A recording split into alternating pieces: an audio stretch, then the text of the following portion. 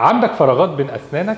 تعال أقولك نحلها إزاي. فراغات الأسنان بتأثر في ناس كتير وبتخلي ثقتهم في نفسهم وفي ضحكتهم تقل، والمشكلة مش بس في جمال الضحك. فراغات الأسنان معناها إن في مساحة أكبر للبكتيريا تكون فيها موجودة بين الأسنان، وده هيؤدي للتسوس والتهاب اللثة. ومع تقدم العمر الأسنان بتتحرك من مكانها والمسافات بتزيد. مشاكل كتير، بس لحسن الحظ حلولها برضو كتير. أول حل هو التقويم، وده بيحرك الأسنان علشان يقفل الفراغات اللي ما بينها. الحل ده يعتبر أصح حل لمشكلة فراغات الأسنان، لكن للأسف مش حل فوري، وممكن يحتاج شهور أو سنة أو أكتر على حسب الحال، وكمان فترة طويلة جدا بالمثبت بعدها. ده غير إن في ناس كتير مش بتحب شكل ولا حتى سلوك التقويم. كمان التقويم بيقفل مسافات أسنانك لكنه مش بيغير لا لون ولا أبعاد ولا الشكل الجمالي. في حل تاني بنستخدمه لمشكلة المسافات بين الأسنان، الفينيرز،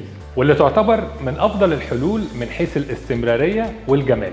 ودي بتكون طبقة رفيعة بنحطها على الأسنان نقفل بيها المسافات، وكمان بتخلينا نتحكم في شكل ولون وأبعاد الأسنان. لونها ما بيتغيرش مع الوقت، وتعتبر حل دايم لضحكة جميلة. التقويم والفينيرز الاتنين بيحلوا مشكلة مسافات الأسنان، بس طبعا كل حالة وظروفها. ده في حالات بنحتاج نعمل الاتنين مع بعض. نبدأ بالتقويم نضم الأسنان، وبعد ما بنخلص بنعمل فينيرز نغير أبعاد ولون الأسنان.